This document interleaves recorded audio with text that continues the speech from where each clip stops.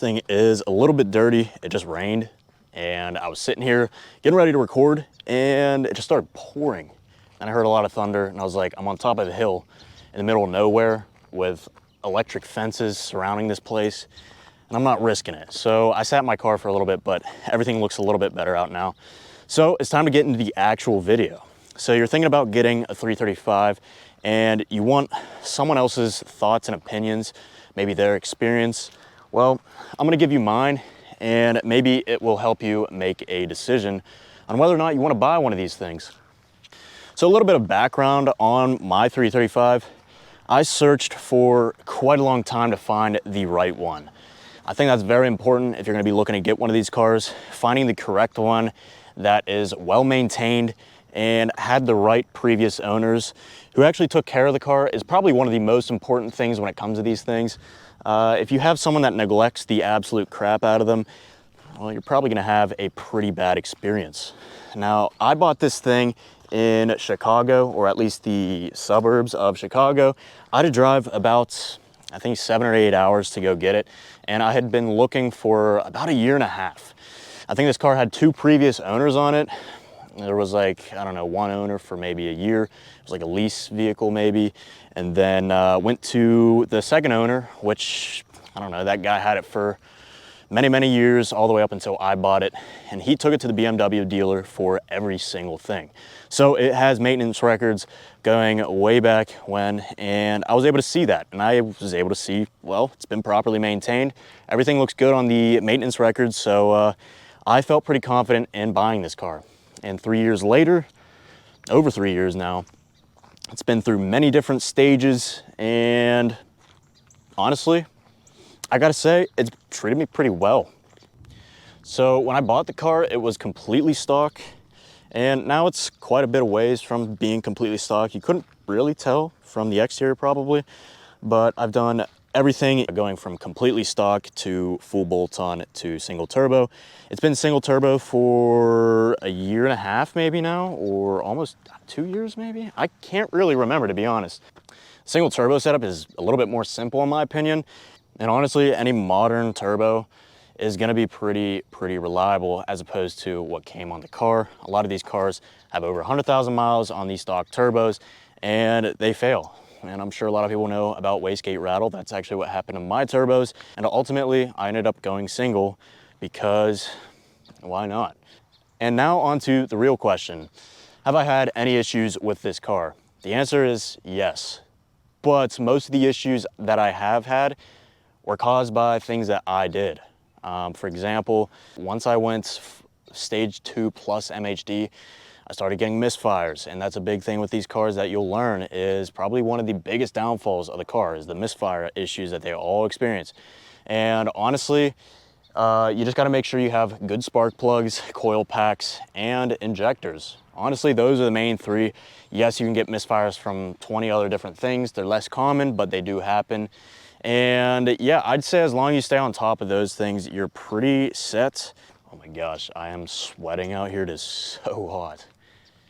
Have I had any serious issues where it left me stranded on the side of the road? Not really. I tried preemptively replacing the crankshaft position sensor because I was down there and I was like, you know what, I might as well change it. It's not that expensive.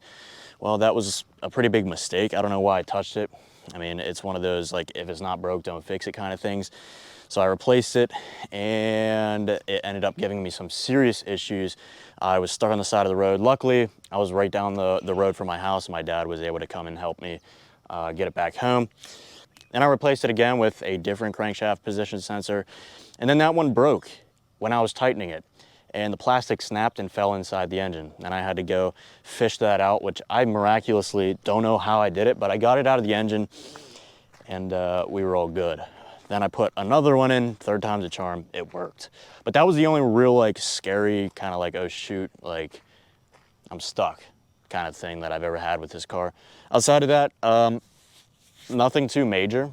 I've had your standard misfires caused by random things, plugs, coil packs, injectors being a big one, especially since they're super expensive. They're probably like $3 grand right now, or at least last I checked. I know deleting your direct injectors is probably one of the more popular things to do at the moment, but it's still a fairly new thing. I think one of the main reasons that my car has been pretty reliable over the years is because I beat all of the parts that are pretty prone to failing. I replaced all of them preemptively because I knew they were probably going to fail. So in doing that, I kind of refreshed everything, made sure everything was good, and kind of took the reliability from down here to up here. And I haven't had a ton of issues since then. Of course, now that I say that, the car will probably blow up on my way home. So overall, I would say my experience with this car has been very good. It's taught me so much about modern BMWs and just cars in general. You kind of have to learn a lot about it just to kind of understand things, or at least I like to understand how things work, especially down to the technical details and stuff. I think that's very important to know. But I mean, at the same time, you don't really need to know that if you just look up a YouTube video on how to replace whatever it is you need to replace. I think regardless, it's still a very fun platform, whether you want to stay stock or do full bolt-ons or go as crazy as getting single turbo or built engine, whatever it is. I still think it's a great car for that, and you can do it cheap. You know, you can do full bolt-ons for not much money.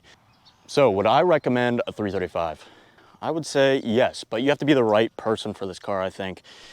If you're not looking to spend a ton of money up front and you're willing to work on the car yourself, I would definitely recommend this car for you. I don't think you want to go buying the crappiest, cheapest one you can find, because you're probably going to have a pretty bad experience. But as long as you find one that's pretty well maintained and has a good track record, I don't see a huge issue with going ahead and just buying the car. I think you'll be pretty pleased with it. You do have to be aware that there's a chance you could be spending a lot of money on this car, especially if you're not doing the work yourself. Now, do I regret buying this car? No, not at all. It's taught me a lot about BMWs and cars in general, so I really can't knock on it. With that being said, I think that's gonna wrap up this video. I just kind of wanted to make a quick video on my experience with the car, and if I would recommend it for anyone, which I definitely would. Just got to be the right person that's willing to wrench on the car and do the work themselves, or be willing to spend a lot of money on labor, just in case. You just got to keep that in mind. It could be a perfect car for you. I don't know. Maybe it has no issues. Who knows? I don't know. Just be good with your maintenance and stay on top of it. That's definitely not anything new with these platforms. Everyone says it. But yeah, I think that's going to do it for this video, guys. You're probably seeing me for the first time as well. So I just kind of want to start doing a little bit more kind of face to camera and make this a little bit more personal. I think it's definitely going to help me grow on social media, which is a big goal of mine this year. But yeah, thanks for sticking around. If you stuck around to the end, thank you. I appreciate it. Consider liking this video and subscribing and staying around a little bit longer. So cheers. I'll talk to you guys in the next.